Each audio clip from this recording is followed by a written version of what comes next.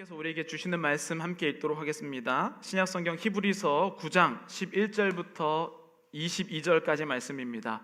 히브리서 9장 11절부터 22절까지 말씀, 제가 한 절, 여러분들이 한 절 교독하겠습니다. 11절입니다. 그리스도께서는 장래 좋은 일의 대제사장으로 오사 손으로 짓지 아니한 것 곧 이 창조에 속하지 아니한 더 크고 온전한 장막으로 말미암아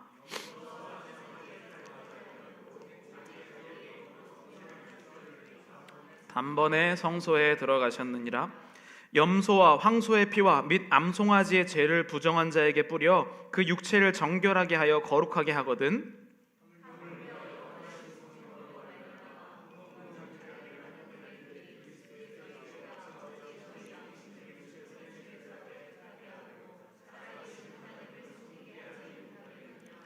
이로 말미암아 그는 새 언약의 중보자시니 이는 첫 언약 때에 범한 죄에서 속량하려고 주구사 부르심을 입은 자로 하여금 영원한 기업의 약속을 얻게 하려 하심이라.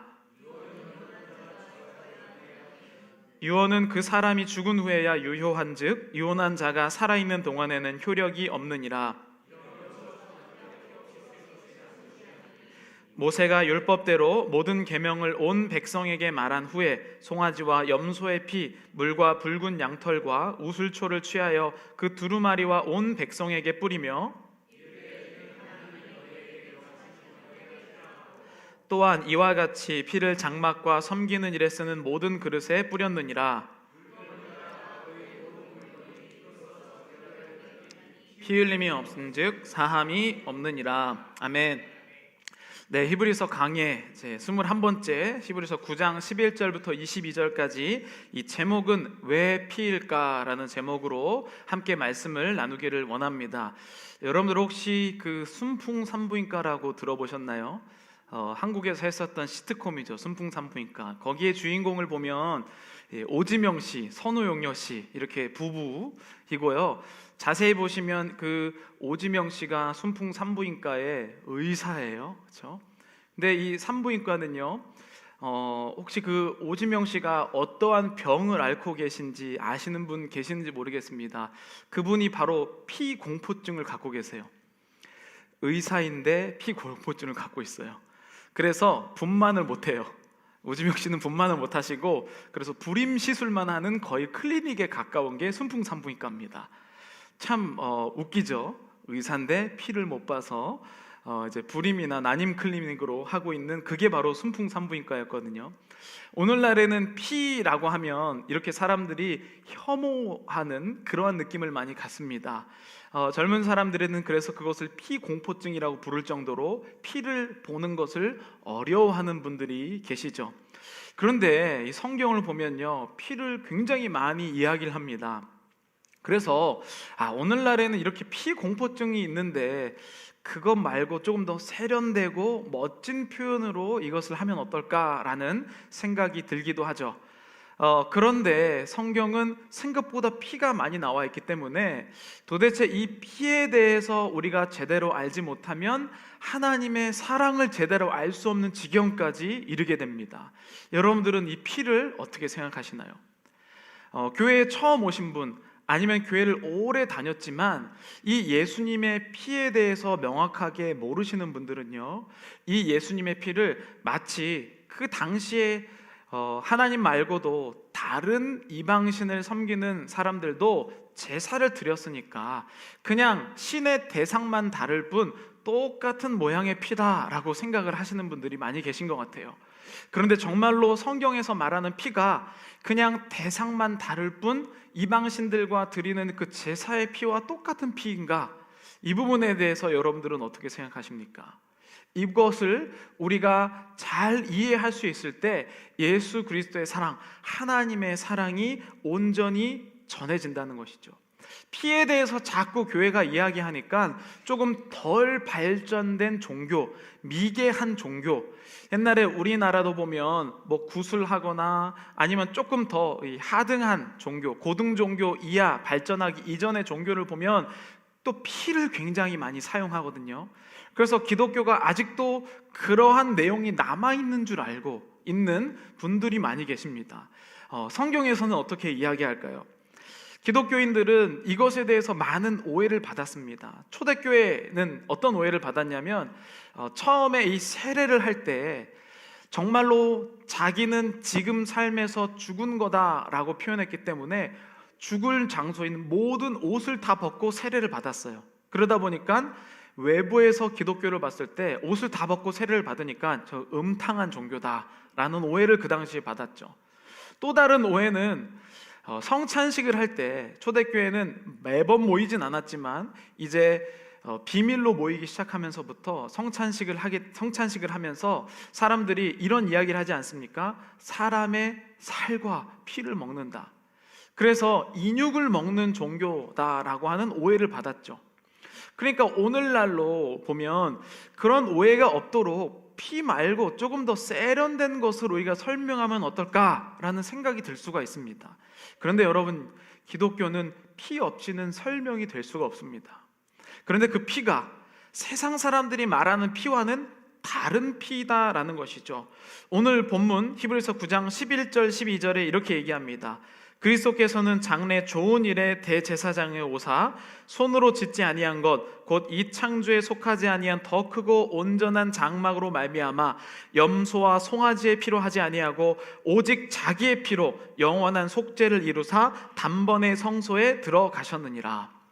여기에 말씀을 보면요, 이 피가 마치 염소와 송아지의 피를 대체하는 것, 이것이 전부인 것처럼 이해할 수 있습니다.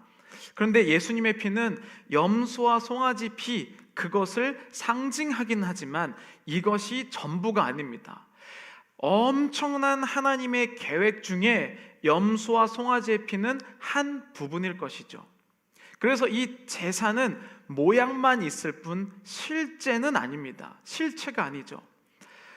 하나님께서는요, 이 세상을 창조하시고 사람을 너무나도 사랑하셨다라고 표현합니다.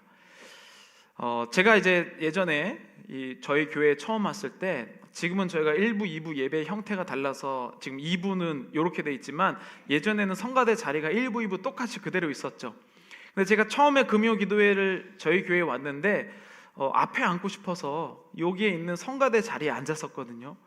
그런데 예배 시작할 때쯤 되니까 아무도 그 자리에 안 앉는 거예요. 그러면서 한 분이 저한테 말하시기를 금요일에는 여기는 안 앉아요, 이렇게 얘기하시는 거예요. 그래서 눈치껏 뒤로 가서 앉았던 기억이 있습니다. 모습만 남고 이유를 모르게 되면 이러한 현상들이 일어나게 돼요. 제사의 모습은 남았으나 하나님께서 왜 제사를 드리라라고 하는 이 하나님의 마음을 모르면 이러한 현상들이 일어나게 되는 것이죠. 그래서 피가 다른 것들과 비슷하다라는 그러한 마음만 갖게 되는데요. 그래서 우리가 이 예수님의 피에 대해서 알려면 하나님의 사랑하는 마음에 대해서 알 필요가 있습니다. 여러분, 하나님께서는 우리 사람을 사랑하셨습니다. 다 아시죠? 그래서 하나님께서는 세상을 창조하시고 인간을 부르셨다는 거죠. 마치 아기가 태어나기 이전에 여러분들 요즘에 아기용품 다 사놓고 기다리잖아요. 침대도 만들어 놓고 부모님의 사랑이 굉장히 앞선다는 거예요. 제가 이제 학부모 강의를 할 때 많이 사용했던 사진 중에 하나가 아이들의 그 베드죠, 그 크립, 아이들의 그 침대 사진을 놓고 침대 사진 뒤에 있는 것에 대해서 이야기를 해요. 많이 봤더니 아이들의 침대 사진 뒤에 무엇이 꽂혀져 있냐면 백과사전이 꽂혀져 있어요. 아이가 태어나기도 이전에 이미 아이가 거의 중학교쯤까지 가 있는 정도로 책들과 가방과 신발과 이런 것들이 꽂혀져 있다는 거예요. 이게 부모님들의 앞선 사랑입니다. 여러분, 인간의 앞선 사랑도 이 정도예요. 조금 더 부자들을 보면요, 손자가 태어나기 이전에 이미 그 부자 할아버지가, 할머니가 손자를 위한 재산의 유언장을 써놓는 경우도 있어요. 여기 계신 성도님들도 이 상속세가 귀찮아서 그렇지 그런 이제 재산 다 받으시는 분들은 아니시겠습니까? 네, 그 정도로 세상의 부자들은요, 앞선 사랑을 한다는 거예요. 그 아이가 태어날 것을 기다리면서. 인간 부자가 손주를 위해서 재산을 이 정도 남기는 것이 부모의 또는 조부모의 사랑이라면 우리 하나님이 인간이 태어나기 이전에 했었던 사랑은 어떤 수준일까요? 그것을 성경에서는 이렇게 표현합니다. 에베소서 1장 4절 5절 우리 함께 읽어보겠습니다. 곧 창세전에 사랑 안에서 그 앞에 거룩하고 흠이 없게 하시려고 그 기쁘신 뜻대로 우리를 예정하사 예수 그리스도로 말미암아 자기의 아들들이 되게 하셨으니 이는 그가 사랑하시는 자 안에서 우리에게 거저 주시는 바 그의 은혜의 영광을 찬송하게 하려는 것이라. 아멘. 하나님의 스케일은요, 우리는 그냥 뭐 재산이나 뭐 침대, 방 정도지만 하나님은 세상을 창조하고 기다리셨다라고 표현하고 있어요. 아직도 기억나는 게 이제 저희 첫째가 2011년에 태어났으니까 한 2010년쯤에 제가 그때 달라스에 있었는데 그때 아내와 함께 라스라는 곳에 가서 빨간색 신발을 사놓고 우리 아이가 태어나면 줘야지라고 기대했던 것이 지금도 아주 생생하게 떠올라요.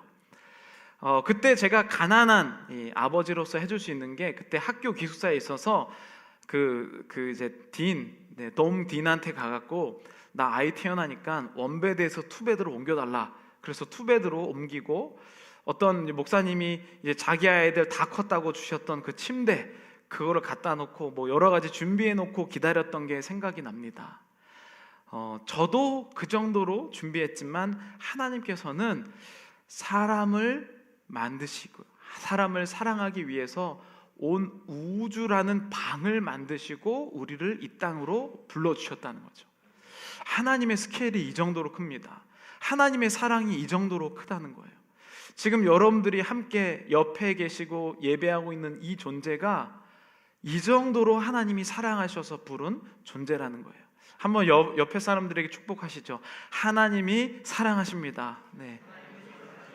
우주를 만들어 놓고 기다리실 정도로 하나님께서 우리를 사랑하신다는 거죠. 이게 성경이 말하는 인간 이해예요. 인간은 이런 존재다라고 표현을 합니다. 이 세상이 관리가 필요해서 빈집 놀리기 싫어서 창조한 인물이 아니에요. 많은 사람들이 오해하기는 생육하고 번성하라 땅에 충만하라 라고 하는 이 말을 하나님이 우리의 기능이 필요해서 이 땅 가운데 부르셨다라고 착각하는 경우가 있습니다. 이 말을 오늘날의 의미로 보면 내가 뭔가 능력이 있어서 하나님이 나를 사역자로 또는 직분자로 또는 하나님의 자녀로 부르셨다라고 착각하는 사람들이 있다는 거예요. 그렇지가 않아요. 여러분 어렸을 때 아이들은요 부모님을 돕는 것을 매우 좋아합니다. 얼마 전에도 저는 아이들과 함께 요리를 했는데요, 그 요리는 집에서 만드는 피자입니다. 어린 시절에 제가 한 초등학교 6학년 때까지 저희 어머니께서 생일 파티를 집에서 해주셨는데 그때 해주셨던 피자가 집에서 도우를 부침개 도우에다가 케찹을 바르고 피망과 치즈를 올려서 해주셨던 그 피자예요. 그래서 저도 저희 아이들과 이 피자를 종종 만들어 먹는데요, 최근에도 아이들과 피자를 만드는데 아이들과 음식을 만들어 보면 압니다. 얼마나 많이 흘리는지 몰라요. 그리고 좋은 재료를 안 넣어요. 그렇죠? 양파, 피망 이런 거 안 넣고 햄만 넣어요. 그래서 만약에 제가 우리 아이들과 음식을 만드는데 결과나 능력을 바라고 아이들과 요리를 했으면 당장 그만두게 해야 돼요. 그 손을 뿌리쳐야 합니다. 그래야 건강하고 좋은 음식을 만들 수 있죠.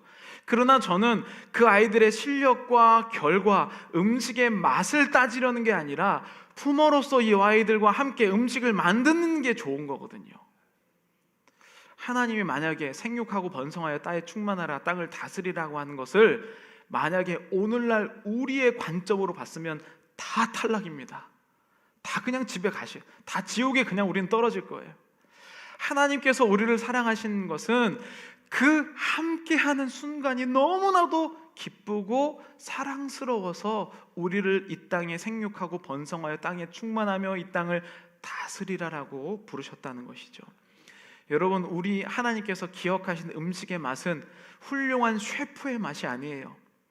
자녀들과 함께 했었던 그 맛없는 맛을 더 기뻐하신다는 것이죠. 그 맛이 기억이 남아요. 이렇게 사랑한 존재가 바로 인간이라는 거예요.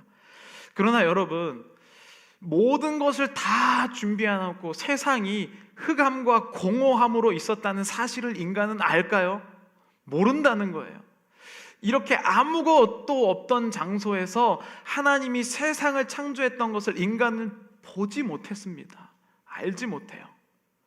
최근에 여러분 아시다시피 그 조국이라는 전 법무부 장관 했었던 분의 자녀의 입학, 입시 비리에 대해서 계속해서 논란이 되고 있습니다. 저는 진실은 몰라요. 그런데 최근에 그분의 딸의 입시 비리 때문에 있었던 것 중에 그 딸이 최근에 인터뷰를 밝힌 것에서 이러한 것을 깨달았습니다. 인터뷰가 이것이었어요. 부족하지 않은 내 환경 그 자체가 누군가에게는 특권으로 비칠 수 있다는 것을 진심으로 깨닫게 된 것 같다. 그래서 내 또래 친구들에게 미안함을 가지는 것도 자연스러운 과정인 것 같다. 이렇게 얘기했습니다. 무슨 말이냐면 자기는 그냥 자동적으로 원래 부모님이 고등학교 때 논문에 저자를 올린다든지 이러한 것을 원래 받는 줄 알았다고, 당연한 것이라고 생각했다는 거예요. 그런데 수사가 진행돼서 봤더니 대부분의 사람들은 이러한 입시의 혜택을 받지 못했다는 것을 깨달았다는 겁니다. 자기는 태어나다 보니까 조금 잘 나가는 부모 밑에서 이 정도의 혜택을 받은 것을 당연하다고 생각했는데 법으로 파보니까 내가 얼마나 많은 혜택을 받았는지 본인이 깨닫게 됐고, 그래서 또래 친구들에게 미안하다라는 감정을 갖게 되었다는 것이죠. 여러분, 아담은 하나님이 이렇게 훌륭한 이 세상을 만든 것을 알 리가 없습니다. 그래서 하나님은 이 사랑을 어떤 식으로 표현했냐면 이렇게 표현했습니다. 창세기 2장 16절 17절 우리 함께 읽어보도록 하겠습니다. 여호와 하나님이 그 사람에게 명하여 이르시되 열매는 내가 임의로 먹되 선악을 나무의 열매는 먹지 말라. 내가 먹는 날에는 반드시 죽으리라 하시니라. 아멘. 하나님께서는요, 아담에게 이 세상의 모든 것을 주셨습니다. 그리고 단 한 가지를 안 주셨죠. 하나님께서 이 땅을 만드셨다는 것을 아담에게 그 사랑을 알리고 싶으셨어요. 그래서 모든 것을 다 주셨지만 단 한 가지를 하지 못하도록 제한을 두셨습니다. 이것만큼은 먹지 말라고 하는 거예요. 근데 여러분, 아버지의 사랑이 모든 것을 다 주는데 단 한 가지 제한을 주신 거라는 거예요. 아마 아담은요, 당연히 그런 줄 알았을 거예요. 아, 하나님이 다 주셨고 이것 하나만 안 하면 되는구나 라는 것을 아담은 느꼈을 겁니다. 그런데 죄가 시작되면 어떤 일이 일어나는지 아시나요? 하나님이 온 우주 만물을 나를 위해 창조하시고 주셨는데 그것이 원래 죄가 없을 때는 기쁨이었어요. 이것을 묵상했어요.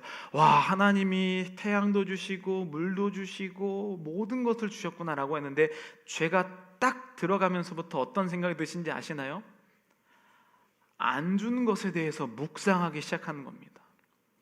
하나님은 왜 이것을 안 주셨을까? 이게 죄의 특성이에요.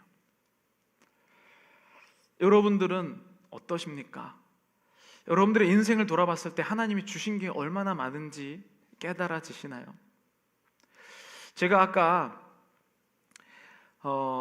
오늘 예배, 이제 2부 예배 이제 시작하면서 찬양 중간에 막 눈물이 막 나갔고, 아, 오늘 내가 사회를 못 보면 어떠지? 막 이렇게 겨우 참고 이제 올라왔는데요. 왜 그랬냐면 하나님이 나한테 주셨던 사랑이 너무 깊게 막 깨달아지는 거예요. 제가 어렸을 때마다 해도 핸드폰이 막 보급화되진 않았거든요. 반에서 핸드폰 있는 사람이 한두 명 있을 때였어요. 그런데 저는 핸드폰이 너무 갖고 싶었거든요. 근데 저희 부모님이 그 당시 한 중3 때쯤인가 저에게 핸드폰을 사주셨어요. 그런데 저희 부모님이 그거를 사놓고 기다리는 그 표정이 아직도 생각나요. 저희 집이 3층이었는데 항상 이제 3층 문을 열어놓고 제가 계단으로 이렇게 올라가면 여기서 거실이 이렇게, 계단이 이렇게 올라오면 거실이 이렇게 보였습니다. 근데 저희 아버지가 제가 계단을 문 열고 2층에서 올라온 소리를 들으시고 아버지가 저한테 뭐라고 하시냐면 모토로라 이렇게 외치셨어요. 그 메이커가 모토로라였어요. 모토로라가 뭐야? 하고 들어갔는데 저희 아버지와 어머니가 그거를 사놓고 너무나도 기대하는 마음으로 저를 기다리시는 거예요. 근데 갑자기 찬양을 하는데 그 모습이 떠오르는 거예요. 우리 부모님이 나를 위해서 그 핸드폰 하나 사놓고 기대하는 그 모습이 떠오르죠. 여러분, 하나님이 우리 가운데 이 온 우주 만물을 만들어 놓고 지금 기다리고 계셨어요. 그런데 내 마음이 아주 괘씸하고 내 마음에 죄가 들어가면 핸드폰 사준 건 기억 안 나고 부모님이 안 해준 것만 기억나는 거예요. 그게 죄인입니다. 최근에 제가 우리 성도님 중에 수술 받기 전에 이런 얘기를 드렸어요. 저의 친척이, 저의 작은아버지가 작년에 돌아가셨는데 피검사에서는 아무 이상이 없어요. 그런데 그래서 의사가 이제 계속 아프니까 검사를 받아보라고 했는데 췌장암이셨거든요. 처음에 갔을 땐 6개월 살 수 있다라고 얘기하고 그 다음에 갔는데 한 달 남았다고 얘기하고 5일 만에 돌아가셨습니다. 제가 우리 그 수술을 앞두신 성도님께 그렇게 얘기를 드렸어요. 성도님, 미국에서 검사를 빨리 받아서 병명을 확진받은 게 얼마나 귀한 일인지 몰라요. 저의 그 친척이 검사로는 아무리 이상이 없는데 다른 검사를 받다가 너무 아파서 오전에 갔는데 하루 종일 기다린 그 검사 기간 때문에 그냥 돌아오셔서 진단받지 못하고 돌아가셨어요. 이것이 얼마나 귀한 일입니까? 진단받은 것이 귀한 일이고 또 수술 날짜를 잡는 것도 만만치가 않습니다. 수술 날짜를 빨리 잡게 된 것도 귀한 일이고, 그리고 그 수술을 할 수 있게 된, 그러니까 우리는 만약에 내 마음이 삐뚤어지면요, 나는 왜 이렇게 아픈가에 대해서 묵상하기 시작하면 하나님을 거부하게 되지만, 저런 사람이 있었는데 저렇게 5일 만에 검사를 받지 못해서 돌아가신 분이 있다고 여기면 내가 얼마나 지금 축복을 받았는지 느끼게 된다는 거예요. 죄인은요, 하나님의 사랑을 묵상하기보다는 나에게 없는 것을 묵상하는 자들, 그래서 그것에 마음이 자라서 본인의 인생에 괴로워해요. 여러분, 직장이 없었을 때 내가 그 직장 가지 못해서 하나님 직장만 주셔도 제가 감사하겠습니다라고 얘기했는데 조금만 힘들면 이 직장을 떠나고 싶어서 안 달라지고, 하나님이 주신 것, 하나님이 이것을 주시면서 주시기 전에 얘가 이것을 받으면 얼마나 기뻐할까를 얘기했는데 결국에는 하나님이 왜 나는 이렇게 시원찮은 것 주셨냐고 오히려 하나님께 따지고 있는 우리의 모습이 있다는 거예요. 여러분, 창세기 2장 16절 17절 내가 정령 죽으리라 라고 하는 이것은요, 언약의 첫 모습이에요.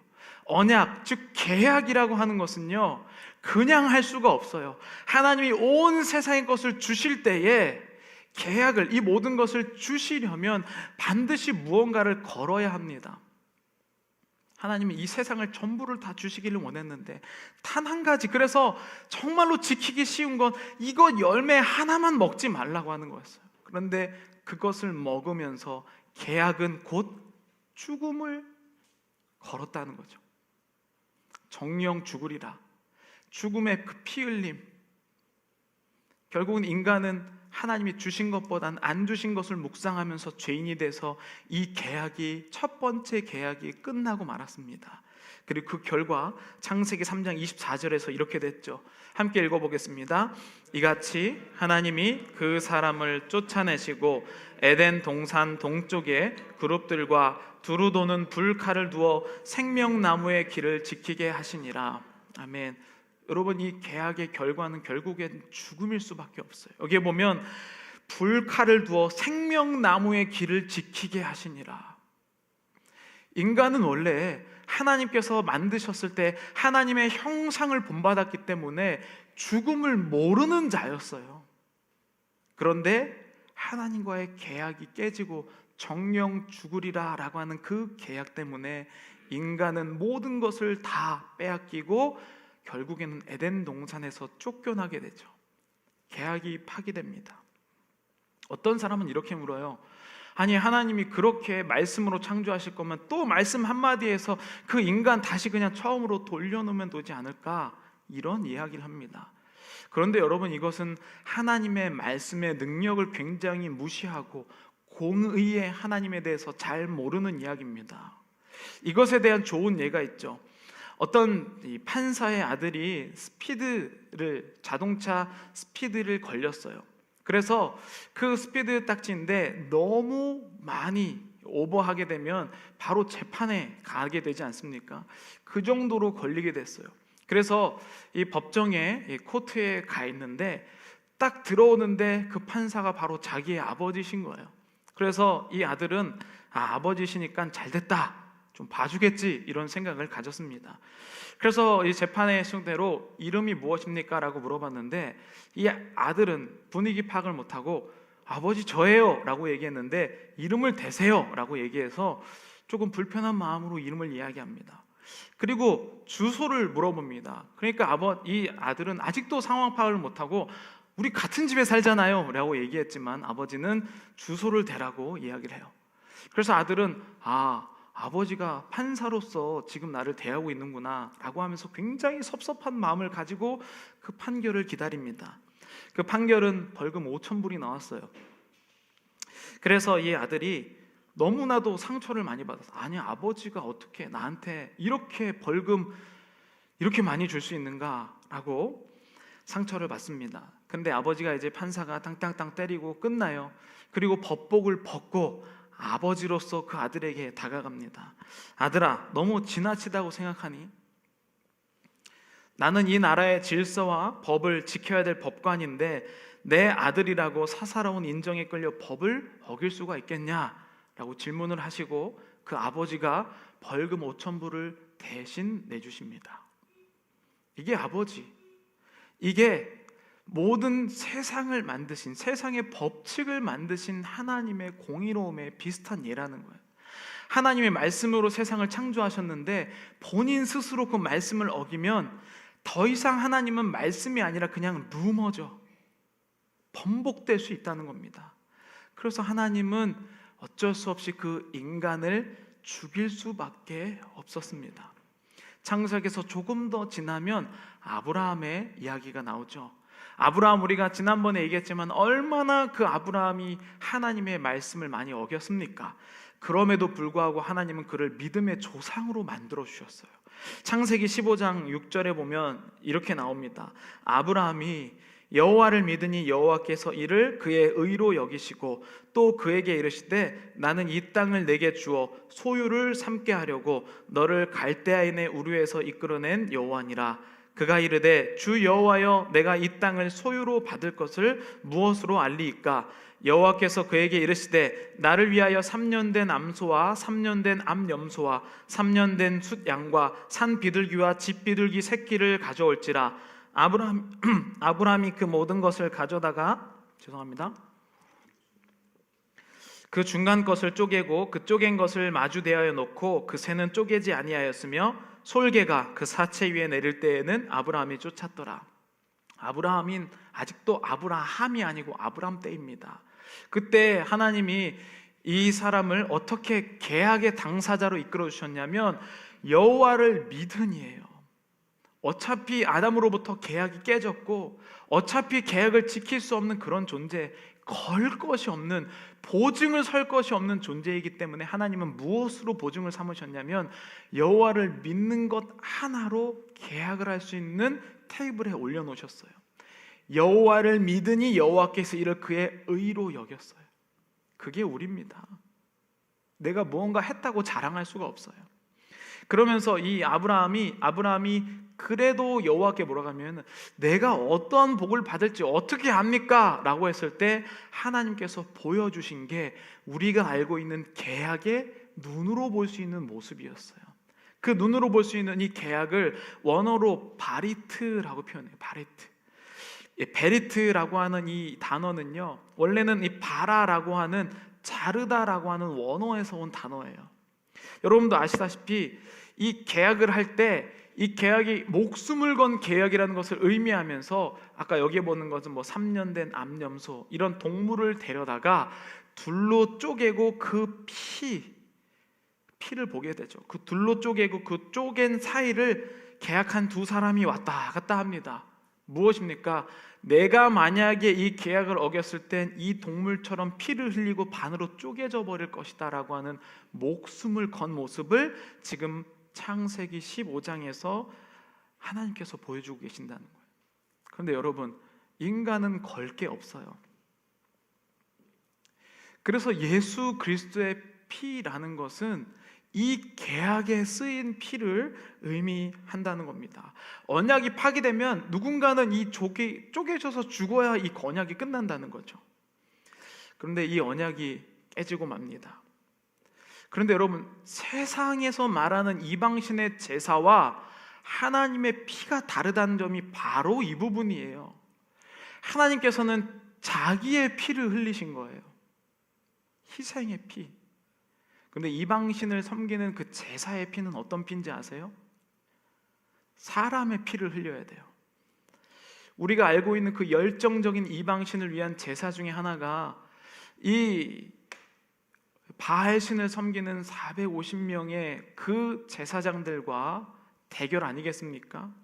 열왕기상 18장 28절에 보면 이렇게 나오죠. 이에 그들이 큰 소리로 부르고 그들의 규례를 따라 피가 흐르기까지 칼과 창으로 그들의 몸을 상하게 하더라.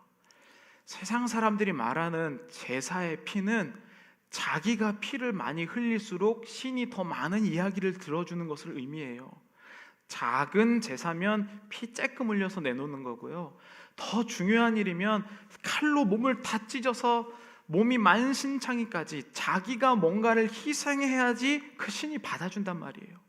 그런데 우리 성경에서 말하는 예수 그리스도의 피는 내 피로는 안 되기 때문에 예수님의 피, 당사자 중에 내가 아니라 더 많이 갖고 계신 하나님의 피를 의미한다는 거예요. 나의 피가 아니에요. 나의 공로로 절대 인정받을 수가 없어요. 오직 예수 그리스도의 피만이 이것을 우리의 죄를 사한다는 것이 바로 이 뜻입니다. 그래서 오늘 이 베리트라고 하는 이 단어를 똑같이 신약에서는 뭐라고 설명하냐면 디아데케라는 단어를 사용하는데 오늘 본문에 나오는 유언이라는 단어입니다. 이 유언이라고 부르는 이 디아데케는 원래 본 뜻은 협약이나 협정이에요. 그래서 엄청나게 강한 사람이 약한 사람과 맺을 때에 하는 협정을 바로 디아데케라고 불러요. 그러니까 유언도 똑같지 않습니까? 그 강한 사람이 죽어야만 이 유언이 이루어지죠. 예수 그리스도가 죽어야만 그 피만이 우리를 하나님의 사랑에서 다시 깨달을 수 있도록 만든다는 뜻이에요. 우리가 그런 존재라는 것이죠. 그래서 히브리서 9장 15절에서 오늘 본문에 이렇게 표현합니다. 이로 말미암아 그는 새 언약의 중보자시니 이는 첫 언약 때에 범한 죄에서 속량하려고 죽으사 부르심을 입은 자로 하여금 영원한 기업의 약속을 얻게 하려 하심이라. 유언은 유언한 자가 죽어야 되나니 유언은 그 사람이 죽은 후에야 유효한즉 유언한 자가 살아있는 동안에는 효력이 없느니라. 이 피, 계약을 어차피 어길 수밖에 없는 인간은 애초부터 예수님은 피를 흘릴 수밖에 없었어요. 내가 아무리 팔을 찢어서 내 피를 다 쏟는다고 해도 이 언약을 지켜낼 수 있는 담보, 코사인이 없습니다. 그래서 우리는 꼭 예수님, 더 큰 것을 가지신 분이 피를 흘릴 수밖에 없는 그러한 계약을 맺은 것이 바로 우리입니다. 왜 그럴까요? 이 땅을 주시려고. 우리 만들기 이전부터 우주라는 이 세상을 만드시고 하나님이 기다리셨잖아요. 그거 끝까지 주시려고 이제는 자기의 피를 흘리신 예수 그리스도의 사랑을 오늘 히브리서 9장에서는 이야기를 하고 있습니다. 그것을 고린도후서 5장 21절에서 이렇게 얘기를 해요. 함께 읽겠습니다. 하나님이 죄로 삼으신 것은 우리로 하여금 그 안에서 하나님의 의가 되게 하려 하심이라.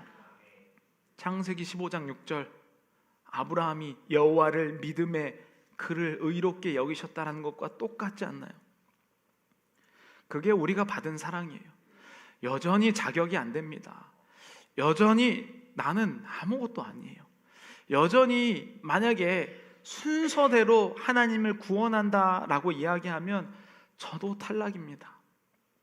제가 2년 전에 담임 목자로 하나님이 불러주시면서 제가 처음에 그렇게 얘기를 했어요.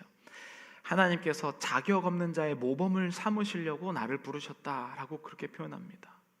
여러분, 그런데 우리가 죄를 묵상하게 되면 내가 한 것만 보여요. 하나님이 안 주신 것만 보인다는 뜻이에요. 그래서 안 주신 것을 보면서 하나님을 평가하고 비판합니다.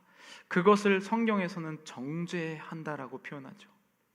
여러분들의 마음은 어떻습니까? 하나님은 결국에는 우리를 영원한 기업의 약속을 얻게 하시려고 부르셨다는 거예요.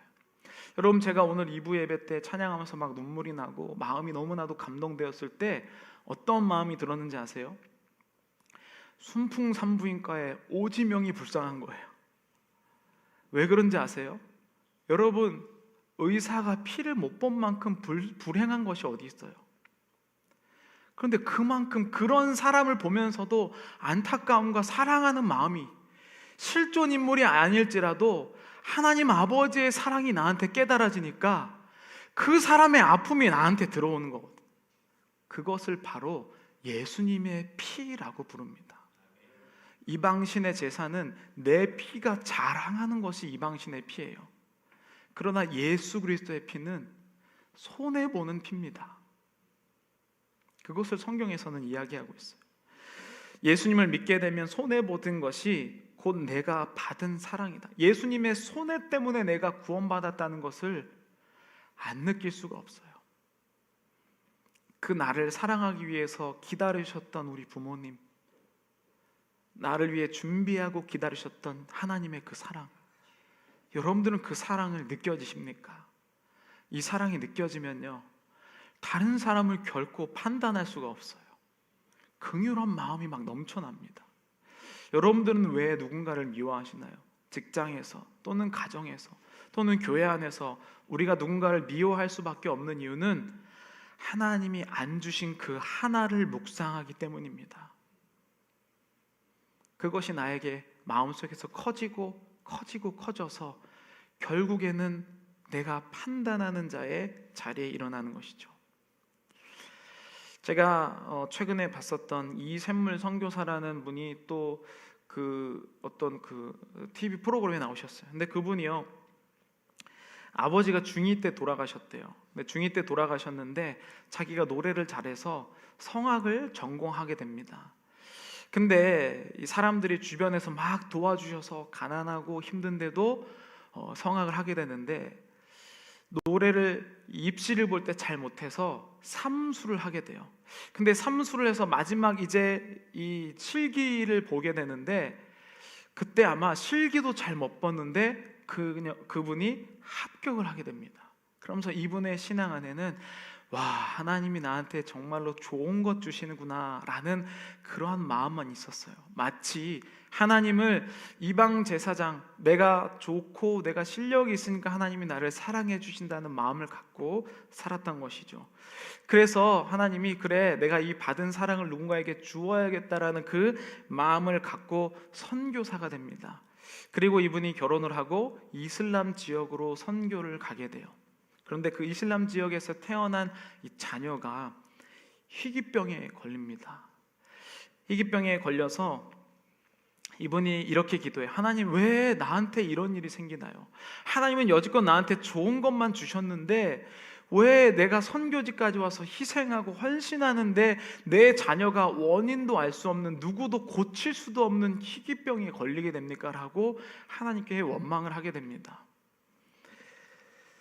근데 그러던 중에 이샘물이라는 선교사님이 한국에 와서 이 진단을 받고 한국의 의사들은 치료할 수 없다라는 그러한 의견을 듣게 돼요. 그리고 나서 자기가 떠나온 그 이슬람 선교지를 살펴봅니다.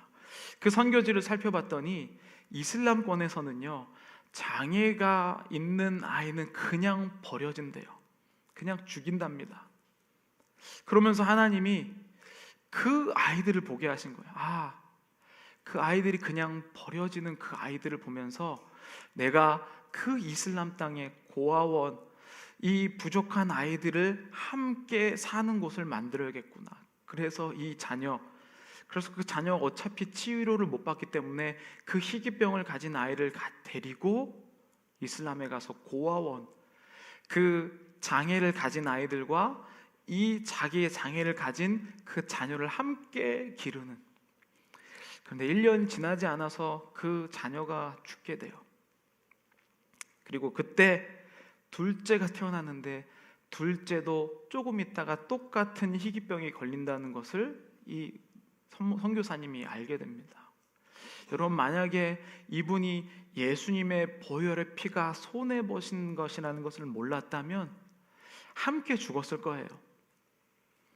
이미 첫째가 그렇게 허망하게 가는 것을 본 그 부모가 둘째 아이조차도 그렇게 희귀병이 걸렸다는 사실을 보면 절망밖에 있을 수밖에 없죠. 그런데 이 선교사님은요, 하나님께서 안 주신 거 본 것이 아니라 하나님께서 주신 것을 보면서 이 사역이 풀리기 시작한 거예요. 지금도 집에서 이 아이는 16살이 됐는데요, 온몸이 이제 거의 다 굳었어요. 눈썹으로만 의사소통을 한답니다.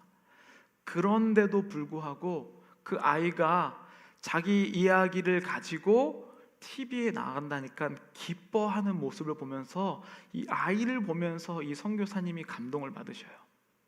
여러분, 온몸이 굳은 자녀를 보면서 주신 하나님에 대한 감사를 하는 사람이 있어요. 그러나 모든 것을 다 받았음에도 불구하고 안 준 것 때문에 하나님을 거부하는 자가 이 땅에는 너무나도 많다는 거예요. 예수 그리스도의 피가 무엇입니까? 예수 그리스도의 피는요, 세상에서 이방 종교는 내가 안 준 것 때문에 하나님께 내가 더 달라고 항의하는 피이지만 예수 그리스도의 피는 나를 위해서 죽으실 수밖에 없는 손해보는 희생의 피라는 사실입니다. 여러분들은 얼마나 많은 것을 받으셨나요? 여러분들 혹시 이 코비드 기간에 코비드 걸려보셨나요? 저도 2번이나 걸렸는데요. 그러면 교회에 나와서 예배 드릴 수 있는 게 얼마나 큰 축복인지 몰라요. 내가 제대로 호흡할 수 있다는 것, 내가 제대로 마음만 먹으면 시간을 빼서 주일을 성수를 지킬 수 있다는 것이 얼마나 감사한 것인지 아파본 사람은 안다는 거죠. 여러분들은 얼마나 많은 것을 하나님께서 주셨습니까? 그러나 내가 얼마나 없는 것 때문에 하나님을 원망하십니까? 찬양, 우리 은혜라는 찬양 2절 하면서 우리 고백할 텐데, 이 찬양의 가사가 너무나도 감동스러워요. 내가 이 땅에 태어나 사는 것, 어린아이 시절과 지금까지 숨을 쉬며 살며 꿈을 꾸는 삶, 당연한 것 아니라 은혜였어. 아침에 내가 하나님의 자녀로 살며 오늘 찬양하고 예배하는 삶, 복음을 전할 수 있는 축복이 당연한 것 아니라 은혜였어.